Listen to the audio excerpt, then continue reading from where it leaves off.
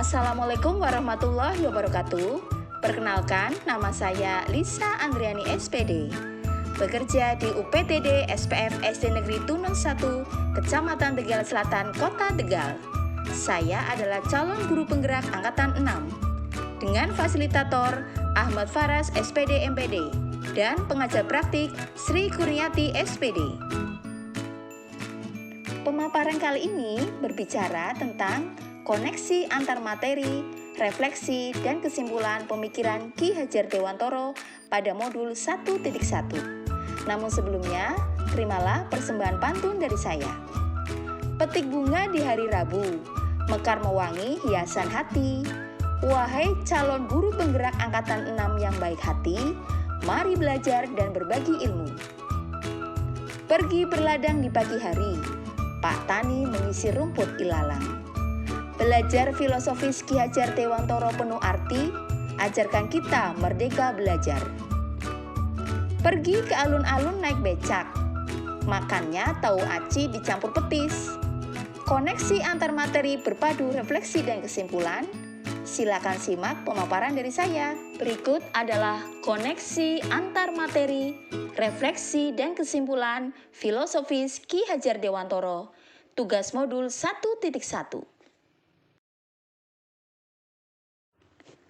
Dalam pemaparan koneksi antar materi, refleksi, dan kesimpulan pemikiran Ki Hajar Dewantoro, ada 3 pertanyaan stimulus yang mendasarinya. Pertanyaan yang pertama, apa yang saya percaya tentang murid dan pembelajaran di kelas sebelum saya mempelajari modul 1.1? Pertanyaan yang kedua, apa yang berubah dari pemikiran atau perilaku saya setelah mempelajari modul ini? Pertanyaan yang ketiga, apa yang dapat segera saya terapkan lebih baik agar kelas saya mencerminkan pemikiran Ki Hajar Dewantoro? Dari pertanyaan yang ketiga tadi, yang pertama, saya percaya tentang murid dan pembelajaran di kelas sebelum saya mempelajari modul 1.1 bahwa yang pertama, peran guru lebih dominan dibandingkan dengan siswa. Jelas, di sini biasanya semuanya tergantung pada guru.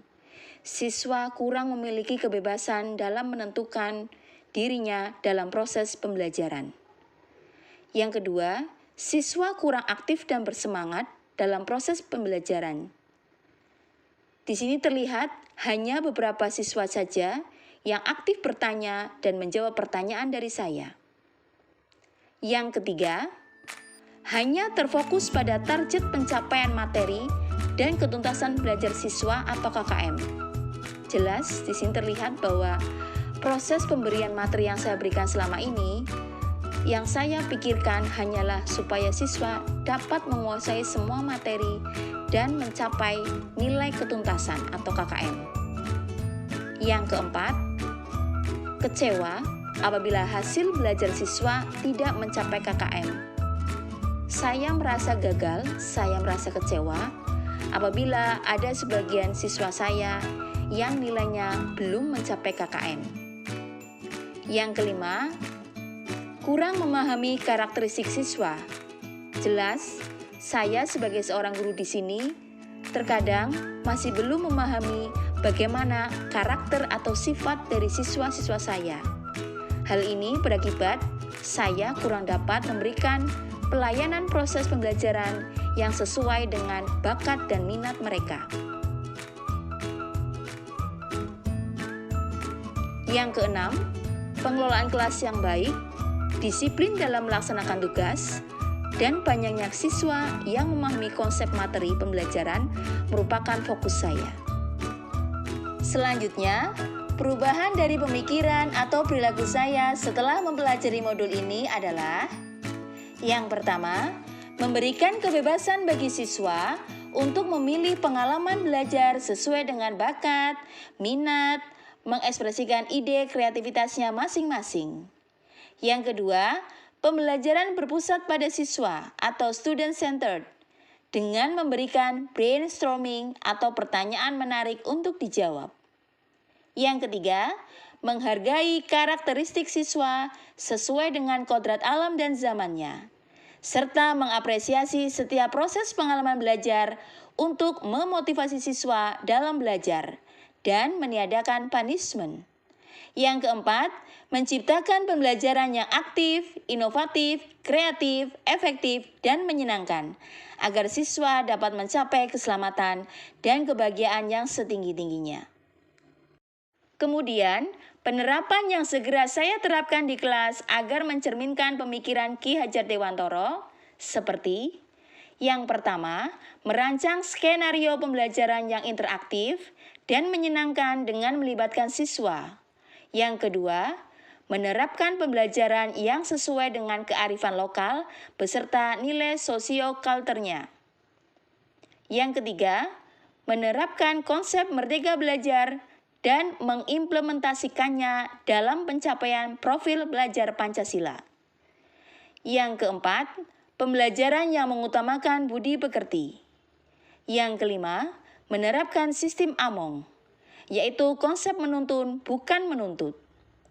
Yang keenam, memperlakukan siswa sesuai dengan kodrat alam dan zamannya.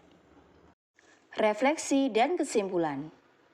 Refleksi, nilai-nilai sosio-kultural yang sejalan dengan pemikiran Ki Hajar Dewantara yang dapat kita ambil dan teladani dalam kehidupan sehari-hari seperti keterbukaan, silaturahmi, persaudaraan, sistem Among, bekerja keras, religius, dan kebersamaan. Sebagai guru, kita sudah seharusnya mengajarkan dan mengamalkan pemikiran Ki Hajar Dewantara kepada siswa.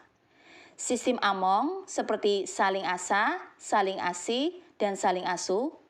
Trilogi pemikiran Ki Hajar Dewantara seperti Ing Ngarso Sungtulodo, Ing Madyo Mangunkarso, dan Tutwuri Handayani, memberikan pembelajaran dan pengajaran pada kita bahwa anak terlahir dengan kodrat alam dan kodrat zamannya masing-masing. Kita sebagai guru tidak dapat menyamaratakan setiap anak atau membandingkan pembelajaran di waktu dulu dengan sekarang. Selanjutnya, pemikiran Ki Hajar Dewantara kaitannya dengan tradisi moci dan sedekah laut yang ada di Kota Tegal adalah di dalam tradisi moci dan sedekah laut ada nilai untuk memberi contoh atau teladan dari yang tua ke yang muda, memberikan semangat kepada para muda untuk terus berkarya dalam hidup. Dan para orang tua selalu memberikan dorongan dari belakang bagi para pemuda agar tidak mudah berputus asa dan pantang menyerah. Sebagai guru, kita sangat perlu untuk menjelaskan kearifan budaya lokal yang ada di kota kita sendiri. Kesimpulan, supaya siswa pemikiran Ki Hajar Dewantara dalam pembelajaran dengan mengajarkan memberikan pemahaman kepada kita sebagai guru dengan tetap bahwa pendidikan dan pengajaran adalah dua sesuai hal dengan tingkat perkembangan anak. Dalam pengajaran ada proses menuntun. Dalam menuntun, sebagai guru haruslah memiliki kesabaran, keikhlasan, ketelatenan, dan kasih sayang. Setiap siswa terlahir dengan kodrat alam dan zamannya. Setiap siswa pada dasarnya sudah memiliki garis-garis samar tentang bakat dan minatnya. Guru hanya perlu menebalkan garis-garis samar tersebut dengan berbagai kegiatan ekstrakurikuler sesuai bakat dan minat siswa. Kita harus mampu mengenali karakteristik siswa, memahami kebutuhan siswa. Pembentukan karakter juga sangat diperlukan siswa dengan penguatan budi pekerti yang baik. Siswa akan tumbuh menjadi insan yang memiliki cipta, rasa, dan karsanya sebagai makhluk Tuhan Yang Maha Esa untuk mendapatkan keselamatan dan kebahagiaan yang setinggi-tingginya. Demikian pemaparan saya tentang koneksi antar materi, refleksi, dan kesimpulan pemikiran Ki Hajar Dewantara pada modul 1.1. Selanjutnya, terimalah persembahan puisi dari saya. Kepak Sayap Pejuang Ilmu, buah karya Lisa Andriani. Mentari menyapa sibakan embun pagi. Sing-singkan lengan menyusuri jalan setapak. Tak pernah lelah, tak pernah berhenti. Dengungkan semangat masa depan. Di sini kami menantimu, menggenggam erat tangan penuh kasih dan sayang. Duhai sang pemilik ilmu, ringankanlah langkah kami untuk terus berjihad di jalanmu. Tunaikan tugas negara, cerdaskan generasi bangsa. Bebaskan belenggu jiwa, merdekakan diri, bergerak maju. Demikian pemaparan dari saya, koneksi antar materi, refleksi dan kesimpulan pemikiran Ki Hajar Dewantoro. Salam dan bahagia, salam guru penggerak. Terima kasih. Wassalamualaikum warahmatullahi wabarakatuh.